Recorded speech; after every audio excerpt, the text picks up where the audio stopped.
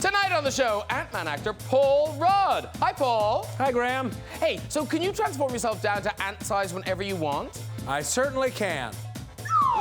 Wow, that's amazing. Oh, look at that. Hey, everyone, it's Ant-Man. Yay! Let's start the show.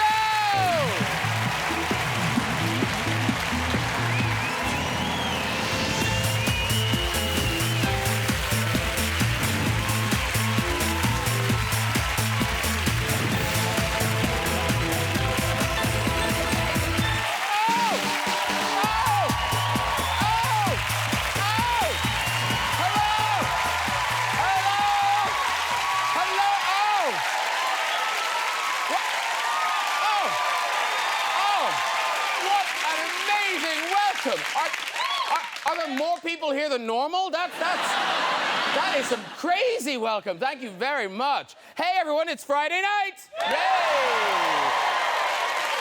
Are you all looking forward to the bank holiday weekend? Are you? Yes! Bank holiday Monday, DIY, spring cleaning, seeing the family. Just some of the things I won't be doing. Sitting me on the pants watching Judge Rinder. Yay! Hey, got a packed show for you tonight. I tell you, we've got superheroes, ladies and gentlemen. Yes. We've got gross-out comedy. Yes. And we've got Shakespeare. Now you're talking. Did he say Shakespeare? Yes, I did. Let's get some guests on. Later, we'll have music from Birdy. But first, this amazingly versatile British actress has played everything from Twinkle in Dinner Ladies to a startling performance as Myra Hindley. Her TV hits include Shameless, Silk, and The Village. Please welcome for the first time to the show, Maxine Peake, everybody!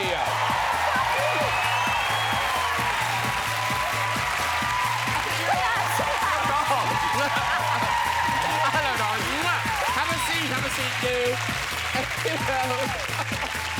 He went from The Office to Sherlock before his starring role as The Hobbit. Now he joins the world of the Avengers. Please welcome Martin Freeman, everybody!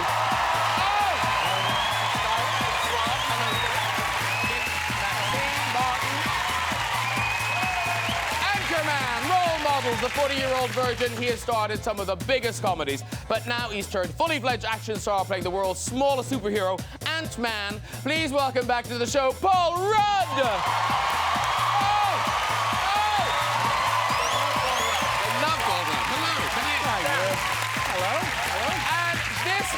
Started his comedy career at just 13 years old. He's the star of Pineapple Express, Knocked Up, and Superbad. And now he's back on the block in Bad Neighbors 2. Please welcome Seth Rogen, everybody! Woo! Hey! Nice to see you. Come in, sit down. Oh! Yeah! Yay for us. Woo! Oh! Good evening, gentlemen and lady. Hello. You're right there, Maxine. Very good. Now, you guys, you've been in a few films. Yes. Seth and Paul together. So, are you friends in life, or is it just a work thing? We are very intimate in life. Okay. Very good friends. Yes, very good friends in real life. Good. Yes. Good. It feels weird to be sitting here on next a talk to you, show with on a you. talk show, Yeah. and I have nothing. We have nothing to do with each other's film. No, we have nothing to do with each other. I specifically want his movie to fail, which is It's war. It is. There's no business. It here. won't fail. I don't think it will. No, I don't That's think why it it's will. okay. Because Paul and Martin, you're in the film together, so presumably you know each other. No. I've been a big fan of Martin's for many years, and I was so excited to meet you. But it's a little strange because I'm meeting you now for the very first time, sitting next to you on this show. Apparently, we're in the same film. You wouldn't necessarily know that. But was the shoot so long that your paths never crossed, or? Yeah. I mean, my path didn't cross with an awful lot of people in that film. I saw it for the first time today, and would you two listen, or...? Sorry. They were distracted by food. They were like, oh, there's a beer here. I know this story. I just... We welcome you into our country. Yes, no... As you were saying... Yeah, this will help me sleep. And now, Seth and Paul, you may not know where Maxine's from, but it is generally accepted to be the Hollywood of the North. Ooh. Bolton. No, you grew up with stars. Oh, I did, yes. I was a lifeguard with Paddy McGuinness, who I'm sure you've heard of. Yeah. And Peter Kay was the projectionist at the local cinema. Is that true? That's true. Yeah. Vernon Kay used to stack shelves at a well-known superstore. Well, he's built for it, isn't he? Yeah. Yes. It's a place to be. All the stars. And Maxine, when it comes to, like, you know, red carpets and things, do you like all of that? Not really. I never get invited to anything. Oh, you do? You know, glamorous Not really. opening nights. When you do an opening night, you have to pop a frock on. See, I'm the opposite. I'd rather just not... You know, you could see I couldn't even manage to get up the stairs in these shoes. Well, no. You know, jeans and a pair of trainers, you know, if you're Yeah, lucky. but you always wear nice jeans and trainers. Thank you. You've got an eye for what you wear. Yeah, but it's comfy casual. Oh, well, I'm sorry. Well, you should have just worn trainers. I know, but I was trying to make an effort. I was trying to look, you know, slightly sophisticated and not so northern. Well, you're sitting now. Yeah. We won't ask you to stand again. Just sit, put your hand, look lovely. I can't even pick that up, you know. Oh. Would you like me to pass it? Well, I'm a bit... I'll tell you what, I'll wait till one of these is talking. There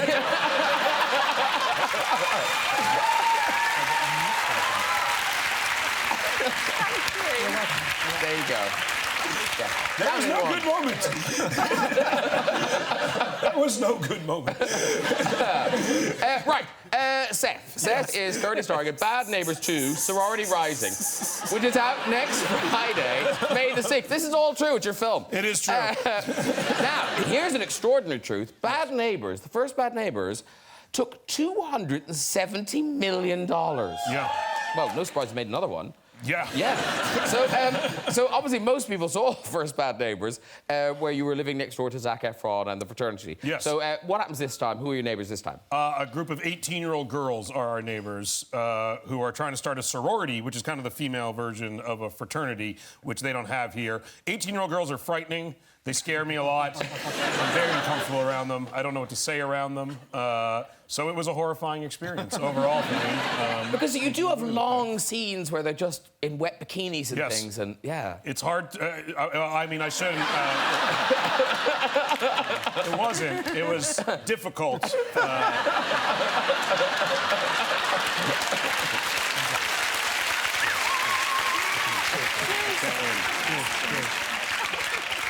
It was difficult. It was difficult. You don't get it. Acting's hard. But the last time, when I think you were here to talk about the first one, and we It's were so embarrassing to do press in front of someone you know. The last time we were here, you were talking about the first one, where you had a baby, Yes. played by twins, obviously, but there was one baby, and it got to see terrible things and hear Yes. terrible language. We kind of thought, oh, baby won't get it, but this time it's a toddler. Yes, this time I think she got it. Which is, Because who are the parents? Who's letting this happen? the parents are very nice, well-paid people. Who, yeah, there's a running joke in the movie where our daughter plays with a pink dildo, I think essentially. we've got a picture. There. it's- She is holding a dildo. Yeah, and it's... I was like, wow, how much did they pay those parents? They can afford therapy for their daughter one day, which is a good thing, because she will probably need it. And is she twins? That one is not twins. She is one of twins. Yeah. How old is that little girl? I think they're like 3.5 or something. I never talked to them, ever. I was very mean to them. You don't want your name coming up in therapy. I said, this is Hollywood, kid. You don't talk to number one. You hold your dildo and you sit there.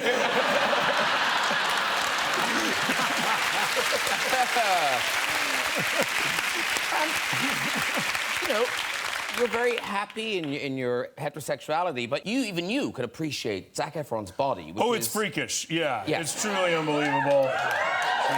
He's even better looking now. That's from the first movie. That's the first one. an No, old picture. That's garbage compared to what he looks like now. No, because you see him now, how did you have time to make a film? Because you must be in the gym all the time. He's in a constant state of exercising. I'm sure you've seen this on the Marvel movies, where it's like there's a constant exercising happening. Like at all moments, he's exercising, and I do the equal thing for not exercising. inverse ratio of that. Because, Martin, did you have a similar thing with Love Actually, where suddenly people were going, oh? Not with that face, no. Going, oh! I see, I never knew that was what was beneath those T-shirts and jeans. No, I guess the point with Love Actually was it was not meant to be sexy. It was meant to be kind of innocent and so it wasn't that.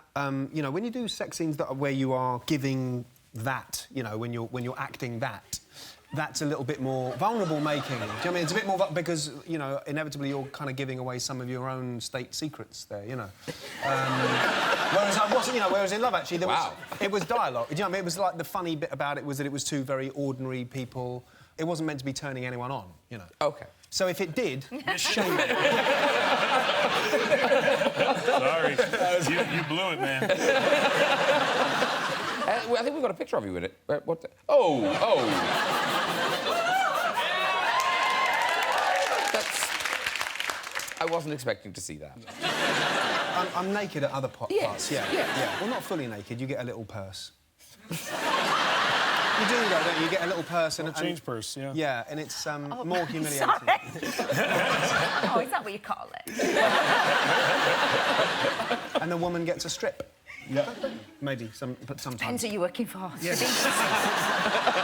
Because Maxine Peake, now, in terms of fitness, oddly, it was the late, great Victoria Wood, Wonderful Victoria Wood, yeah. who encouraged you to get fit. Yeah, there, look at that. Oh.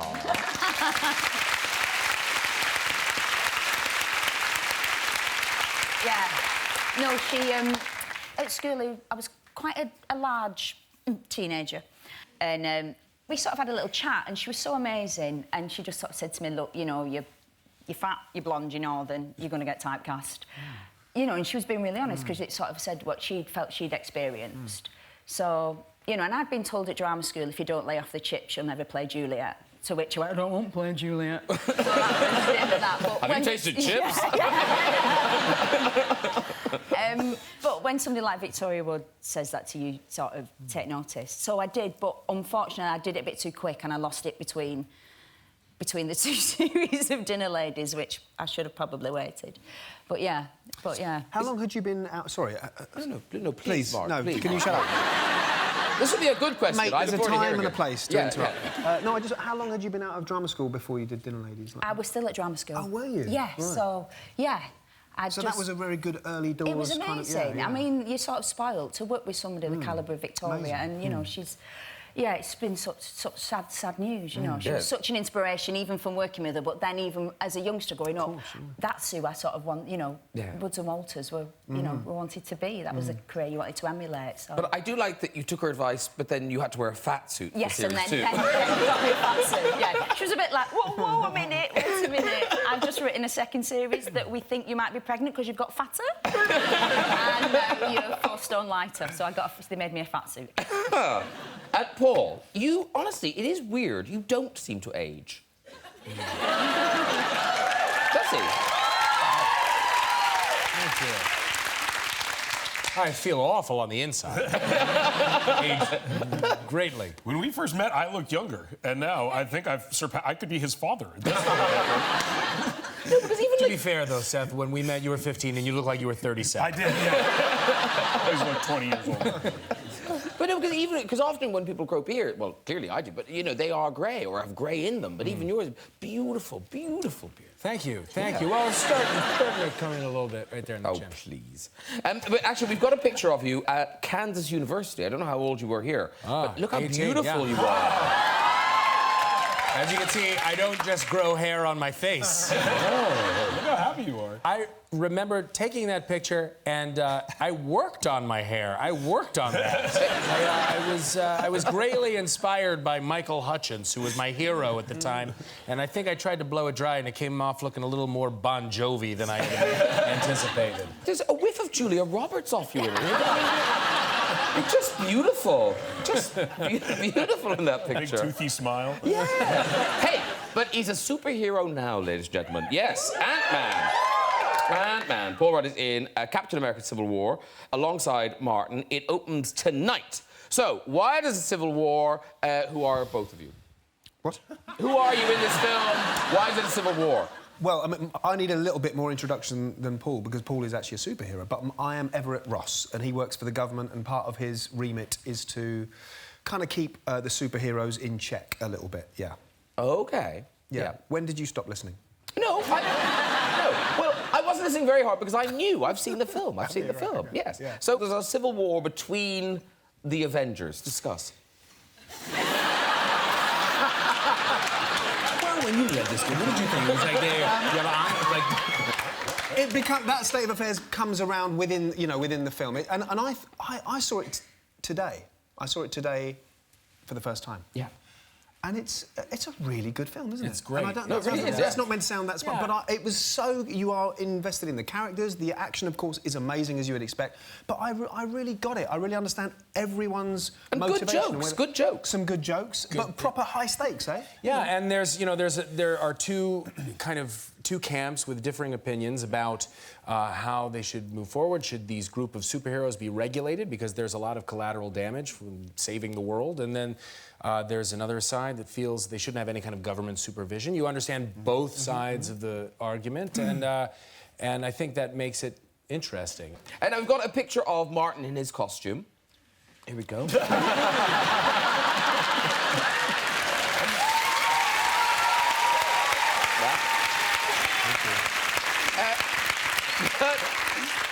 But as you were saying, you're now being fed into the universe. You're going to be in some more of these Avenger movies. Yeah, please God, yeah. Yes, I think that's the plan. Yeah. That's the plan. And your team... It's a fairly... Thank you. Thank you. Thank you. But it's a fairly small role at this stage. And listen, we just very quickly mentioned Sherlock, because you're back filming that right now, Yes, aren't you? I am. Yeah.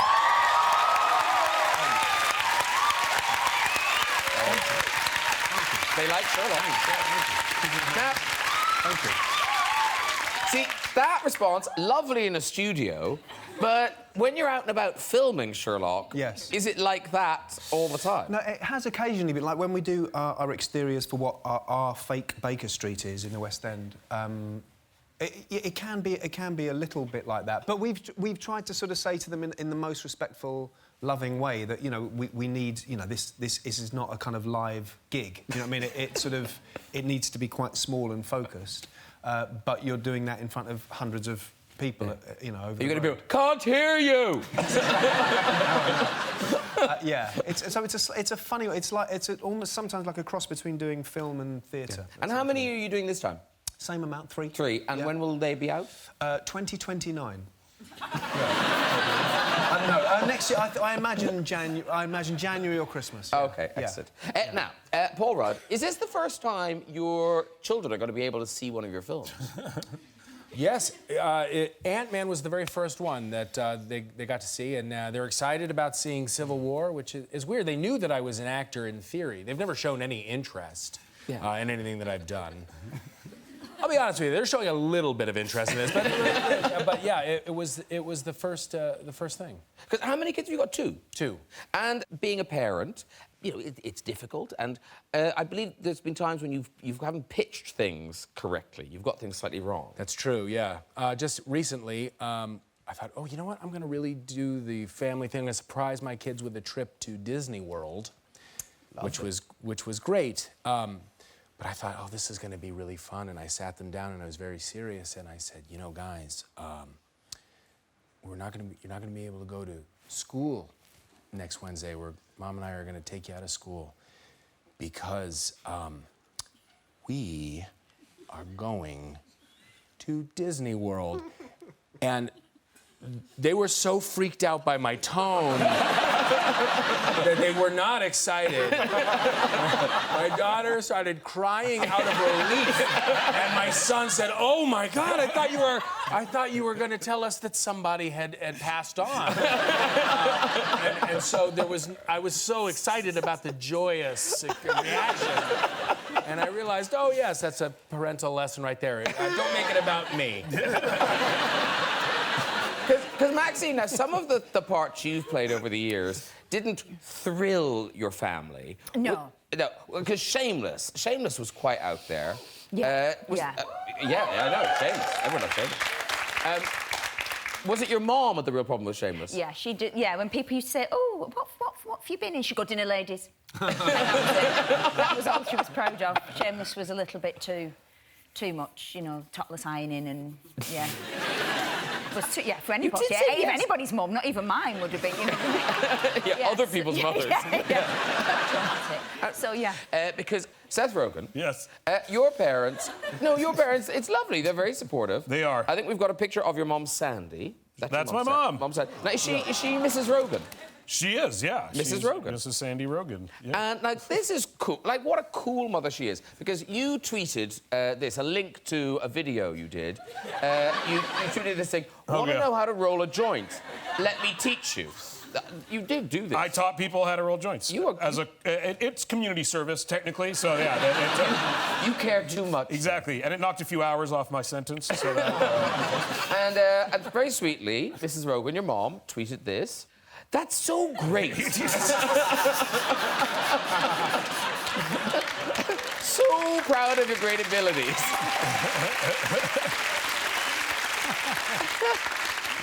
she's proud of me. No, but please tell me, is this tattoo fake? This is a picture of your mom. Oh, this is horrific. Yes, thank God that is fake.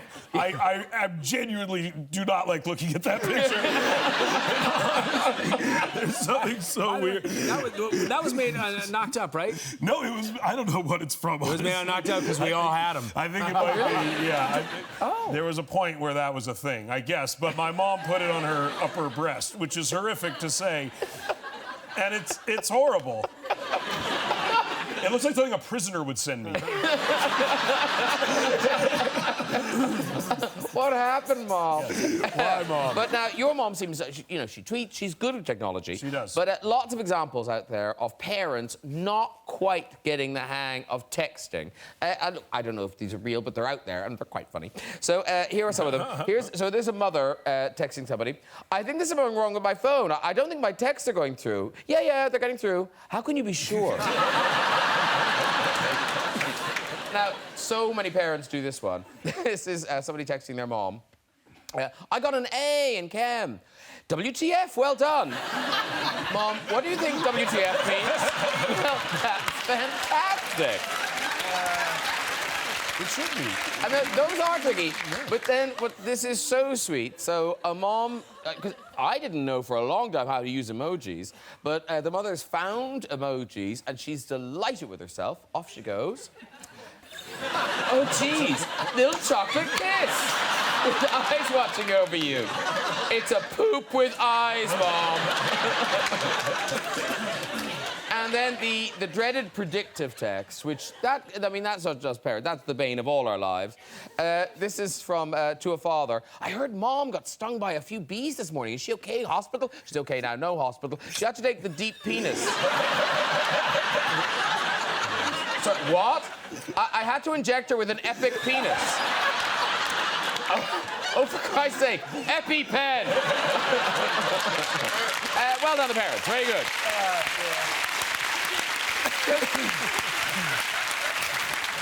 But now, ladies and gentlemen, it is time for some culture on this show, because Maxine Peake brings us A Midsummer Night's Dream by William Shakespeare. It's out next month on BBC One as part of their Shakespeare season, and it's proper BBC One. It's a big, kind of accessible version of the play, isn't it? Yes, Russell T Davies has done the adaptation. So it's fantastic, and it's, as you would imagine from Russell, it's fun, it's irreverent, it's, you know, it's quite anarchic. And, and it's the Doctor Who studio, so there's lots of special effects and... And you're Titania? I'm Titania, yes. There you are, there Titania. I am. Yes. Yeah. And it's quite the look, but you came to set with that look, I hear. Well, not... I've been doing... Just driving by. Hi. Model zone. I've been doing a play in Manchester, The Scriker by Carol Churchill, and I was playing this sort of malevolent fairy, and I had sort of shaved... It was a very attractive look. I had sort of shaved hair and a nice mullet. I looked like I should have worked on the waltzers, you know. And so Russell came to see it and offered me the part and went, oh, keep the hair. And I was like, oh, you're joking. So for ages, I had this slightly horrendous haircut that they used to wet shave every morning. And people used to go, oh, is your head cold? I go, no, it's absolutely boiling, because I don't know when you have it that close shaven. It was just the heat emitting from having... I don't know, maybe not. Maybe she's just doing it really badly. Maybe she put a bit of deep heat on it. It wasn't shaving foam. So it's a good introduction, maybe, to people who wouldn't normally turn on to Shakespeare, or youngsters, just to, you know, get with the spirit of it. And it's quick, and it's economic, and it's fun. Yeah. And lots of famous faces. Matt Lucas is your bottom. Matt is my bottom. Hey. No, there he is, yes. I get to slip him the tongue. Yeah, you do, don't you? I think he said it's the first sort of roll around he's had on set with a lady. I think it was his first on screen. I could be wrong. I'm sure he was saying that I don't think he'd done a sex scene before. Really? I said, well, I'm off done loads of them, sweetheart. Just put your hand there. And yeah, mine was stripped. Yeah, he was lovely. He was, yeah. So in this, you're acting with a donkey in the woods and everything. Yes. Remember that bit? Yes, yeah. Donkey. Yeah. But Seth Rogen, you've worked with an actual tiger. I did, yeah. But like a real tiger, or like a real tiger? Yeah, it was very counterintuitive. I'll be honest. Yeah, I made a movie called The Interview that almost started a war. You might have heard of it. That must have been the oddest time for you. It was a horrible experience. Yeah. Yes, it's bad to be blamed for almost starting a war. It's not fun. Yeah. Yeah. It's super weird. No, because you must be just getting on with your life and kind of, hey, we made a silly comedy. And, and then the president was talking about it a lot. Yeah, it was really bizarre. I had personal security, and then one day they just went away. I was like, I guess I'm safe now.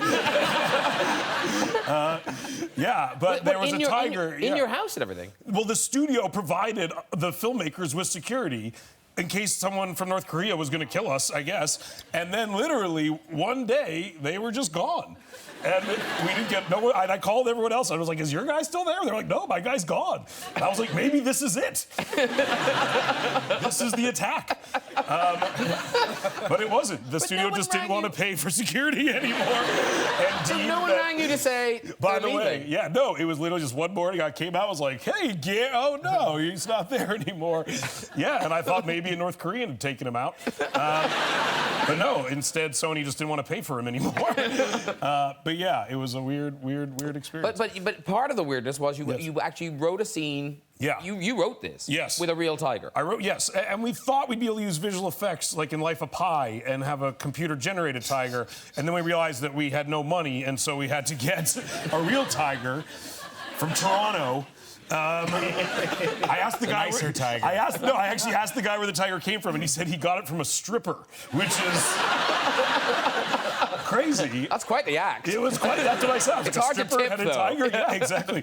And don't touch her. And the tiger trainer, God bless him, if you were to make a list of things you did not want to hear a tiger trainer say, he systematically ticked every single thing on that list. He would be like, we'd be like, is it safe? He'd be like, well, they are killing machines, you know.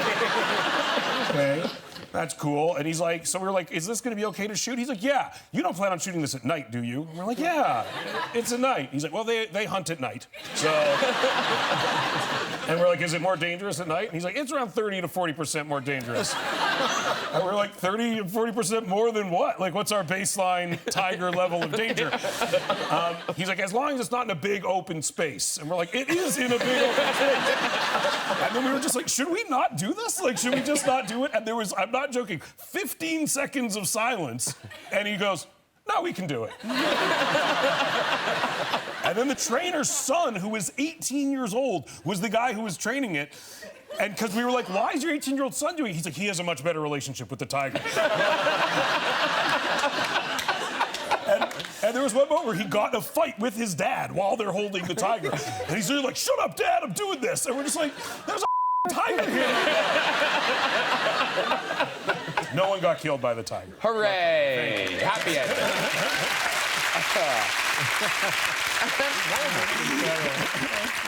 And film sets, I mean, that film has got to be exciting in that, but they often be quite boring, all the waiting around that has to be done. And now, Martin, in The Hobbit, was it you and Aidan Turner... Oh, Christ. That you found a way to while away the many hours you must have spent in New Zealand?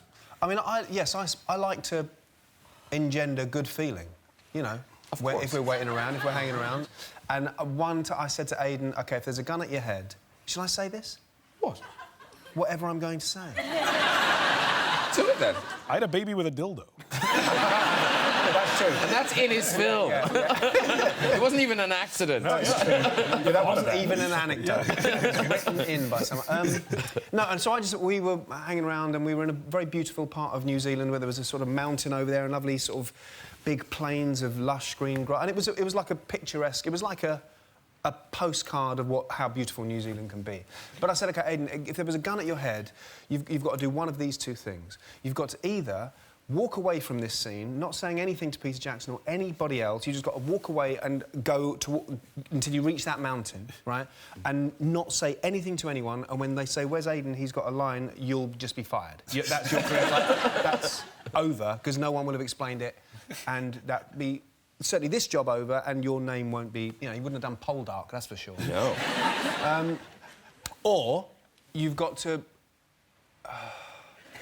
or you've got to completion just in front of everyone here. And again, don't say anything about it. There's no introduction, there's no caveat. It's just, you've got to do one of the... If there was a gun at your head, which one would you do? And he thought about... And he chose the B. He chose B. Because he figured he wouldn't get fired, but he would get fired. I don't think he's getting Poldark after that either. You should be fired for that. Yeah, I mean, if there's one thing I believe, it's you should be fired for on set. Yeah. I'm all against that. I'm dead against that. And were you an A or B? I want that on the record. Were you A or B? I think I might have chosen the mountain, because I don't want to on set. I don't want to. Well, because people look down on it. People say it's harassment and all that. Yeah. In Hollywood, you're more likely to keep working after on set. Max, I won't ask you, Maxine. What, like No, I won't. No. It's too long a story. How do you think you got through that?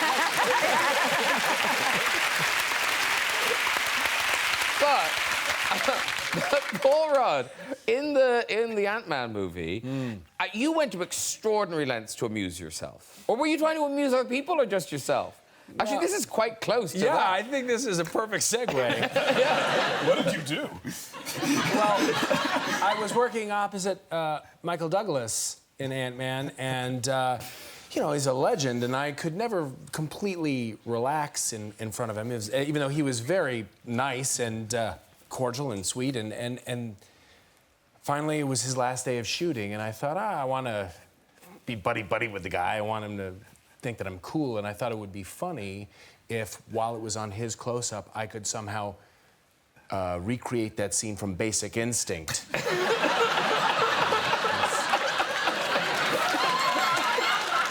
Sitting across from him, so I didn't tell him, but I also didn't tell anybody.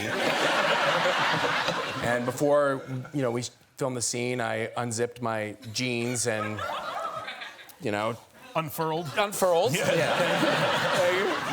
Not much about unfurling, but I unfurled, technically, and I sat down. I guess I didn't really take into account when I'm sitting in a chair, everything kind of like my boxer shorts, everything kind of... So, while he's doing his scene, I'm trying to re-unfurl while holding my T-shirt over everything so that he wouldn't see it. And as I'm doing it, he's saying his line, and it looked as if I was doing exactly what Martin says he would never do on set. Oh, God. You picked option B. As I'm trying to uncross my legs and it's like trying to... And he's such a pro. He didn't stop his monologue. Flicked his eyes down real quick, looked back at me, and then just finally stopped in the middle and said, "What are you, a pervert?"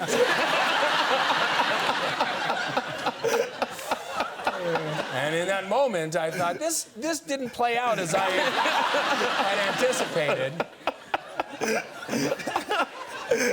And you sexually assaulted Michael Douglas. I did. And it was the whole thing just kind of, you know, blew up in my face. I guess it did.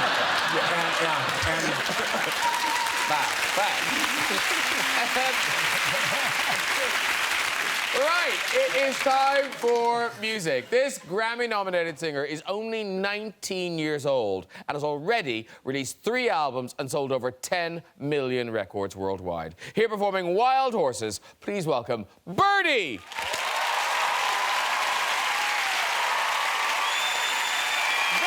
everybody! Great job! Take a bow, take a bow. Come over and see us. Well done, my dear.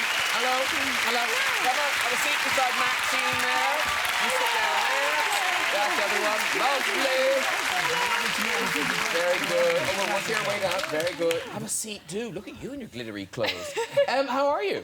I'm very well, thank you. Oh, excellent. Now, that is from the album Beautiful Lies, Yes. which is out now, I believe. It is, yeah. Oh, congratulations. Thank you so much. And 19, that's your 3rd album. That seems crazy. It has been a weird 5 years. It's gone so quick. I started when I was 14, so I've literally just been travelling and... Oh, successful young people. No, well done. I'm here for you. 10 million records. She's 19 years old. No, that is fantastic. And aren't you in the middle of a tour right now? Yes, I am. I've popped home quickly. And it ends on the... Is it the 10th of May? It ends in London at the Roundhouse? Yeah, at the Roundhouse. Fantastic. Well, listen, thank you so much for coming to see us. That is a beautiful song. Thank you so much. Everybody loves it. Thank you. Birdy, everybody. Very good. Sometimes this happens, and it happened tonight. We don't have time for red chairs. I'm very sorry. Oh, be quiet. So, please say a huge thank you to my guest tonight. Birdy, everybody. Maxine Peake. Martin Freeman. Paul Rudd. Mr. Seth Rogen.